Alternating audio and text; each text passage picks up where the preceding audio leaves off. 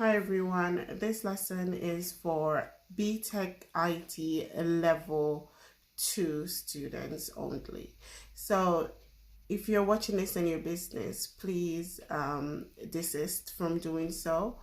I am hoping that you're all being safe by following the instructions laid out by our Prime Minister and ensuring that you follow the steps as closely as possible to protect yourselves and your loved ones.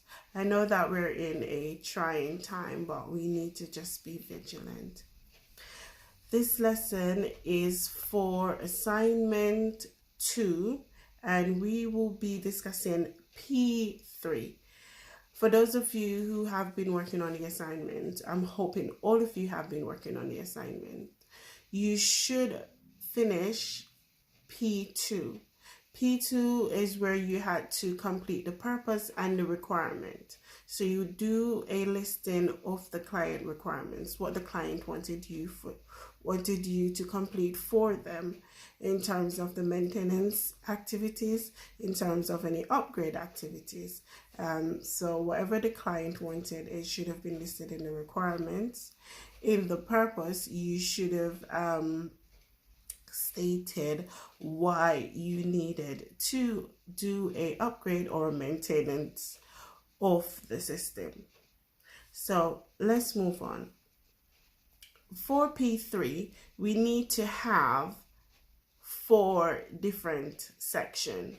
Yeah, so you need to complete 4 different sections for P3. You need to produce a plan for installing and maintaining hardware in a technology system. Yeah, so you need to produce a plan for all the installation and maintenance activities you will be carrying out for the client. So the four activities that you need to carry out is, first, you need to make a list. So you need to make a list of the installation and the maintenance activities. That's the first section, a list of the installation and maintenance activities. And then the second section, you need to have a description of the hardware components and devices, including software resources required for the upgrade. The other section you need to complete is the description of fault finding tools and techniques. And the final section is a test plan. So I will be going through these sections. I might not finish it in this video, but I will pick it up on another video if I haven't finished it. So remember, all of this information I will be going through. This will be included on the assignment brief and other resources that have been already added to Moodle. So first, we want to talk about the list of activities that we will be doing. So the maintenance activities, you have to ensure that you know how to disassemble the computer, because disassembling is very crucial. I'll do a lesson on disassembling.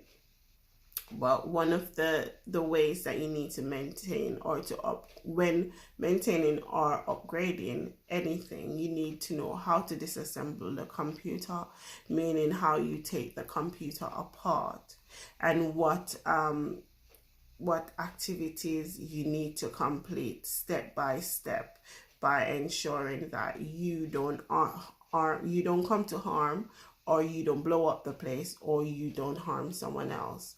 So, like, for example, one of the steps is to ensure that you unplug the device from the socket. Unplug it, because when you unplug it, then all the electricity goes off. So then it will be safer for you to work with taking the actual device apart. So you switch it off as well. So you need to switch it off, unplug it, and then or disconnect any external cables. So that's one of the first activity that you might want to consider when actually maintaining any device, how to do it safely. And when we come to the fault finding tools and techniques, then we will go through some of the different tools and techniques that we need to use.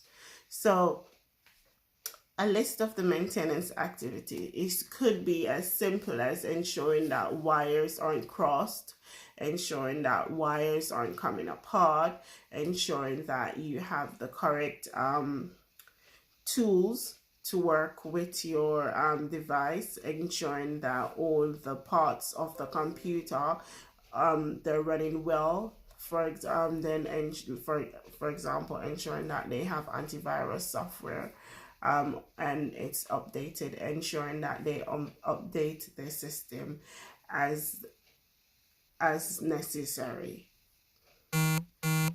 So I will give you a list of all of what you need to do. So remember, the first bit in this assignment, in the first bit on the P3, is to do a list. When I say a list, I didn't ask you to explain. You need to do a list of what you need to do for the customer. So 1, 2, 3. So ensure wires aren't crossed. 1. Ensure that they have antivirus software and it's running well. Ensure you scan it, you do a scan of the computer. So it's just a list, and that's all I'm asking you to do for P3. Yes, I'll give you additional information, as I said, on Moodle. The next activity that you need to do is to describe the hardware components and devices, software resource, and including software resources for the upgrade. So software devices and components. So you need everything that you need to work on the system. You need to do a list of it. Yes. So you need to do a list of, for example, any software that you need to list it. Yes. So for example, if you need Microsoft Word 2010, Microsoft Word, if you need a application, any application to work on the system, yes, all the software that you might need, any antivirus software that included, and you need to describe them. So you see what I did for the first one, for the first task, you didn't need to describe them. For this task, you now need to describe them. You need to say what they are, what they do, the different components, internal components that you would need for the computer. You need to do a description of those. Yes. So if you need a new heat sink, you need to describe it. If you need a new motherboard, you need to describe what a motherboard is. You need to say what a motherboard is, and preferably, I would prefer that you put an image as well, so I know that you know what you're talking about. Yes. If you need a new graphics card, or if they didn't have a graphics card but you're gonna install a new graphics card, you need a description of these. So a description of all the internal and external components. Also, those are internal. So for your external components, you might need to have a printer, a network printer, as you've listed in assignment 1, and describe what these are. Yeah, describe what a network printer is and what it does and the different features of a network printer. Also, you need to describe, for example, if you're using a scanner separately, but if you're using a network printer, get one with multi-features so that you can explain that it has a scanner, so you don't need a scanner. You can explain that it can fax. You can explain that it can send emails. You can email the work to yourself. You can copy. So you can do multitask, a number of tasks using that one printer. Yes, so you need to explain each feature that's included on that one external device. or a component for the computer. Yeah, same thing. So that's a description of each of it. So that's the second section. Remember, this is all P3. Yes, all P3. The final section that you, sorry, not the final section, the fourth section, the fourth. So we're now on 4. So the fourth section is a description of fault finding tools and techniques. So you fault finding tools and techniques. You need to have a description of these, including your maths, including, for example, including any little tweezers, because sometimes you use a little tweezer to take the screw up, any screwdrivers that you might need. So any tools that you would need, to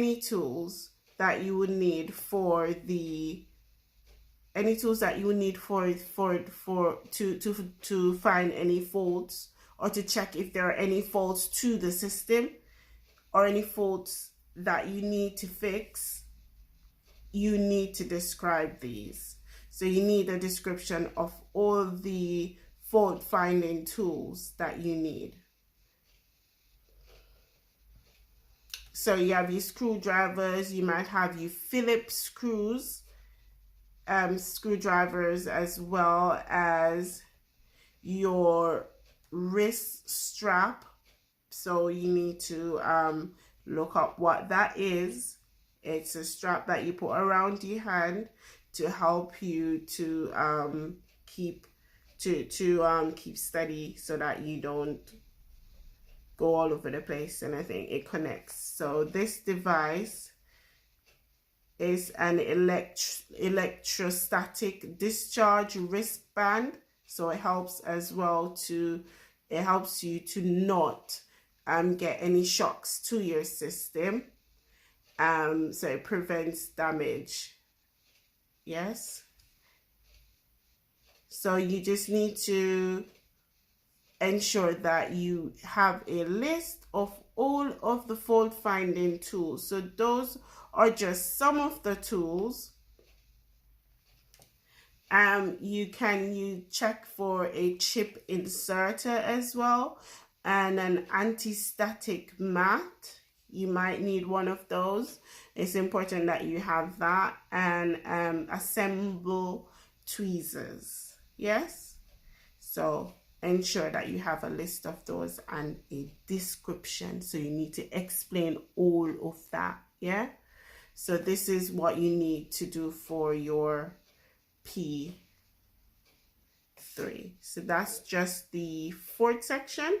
So the next section is the fault finding techniques. So you remember there's two sections. There are two sections under this section. So you have fault finding tools. Don't forget fault finding tools, and also fault finding techniques. Yeah. So fault finding techniques, you need to explain what it is, and you need to explain how you would carry out this service. So a fault finding technique will be, for example, using antivirus software to scan the computer for any virus or any malware. Yes. So that's an example, and then you explain how you would actually do this. And remember, P3 is one of the biggest ones. Yeah. So you need to ensure that you cover all of these. I will post it. As I said, I will post an example on Moodle so that you have a better view of what you need to do. Now, a test plan. So remember, we did a test plan for the website that we built. So now we need to do a test plan for the system. You need to ensure that you complete a test plan. So you remember the test plan that you use in that assignment, you can use the same template if you wish. And then you need to say what you will be testing. You'll be testing the system after you have done all your maintenance and an upgrade service.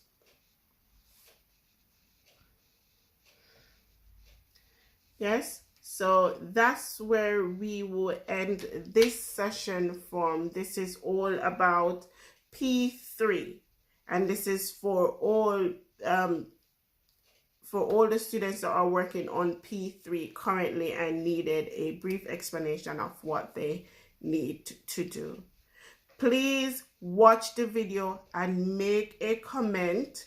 Not just watch it, make a comment so that I know that you understand. So you need to say at least one, actually, sorry, not one, at least 3 things that you heard me say in this video that is useful to you, so that I know that you know what you need to do for the assignment. So hopefully you would have understood what you needed to do for P3. Stay safe.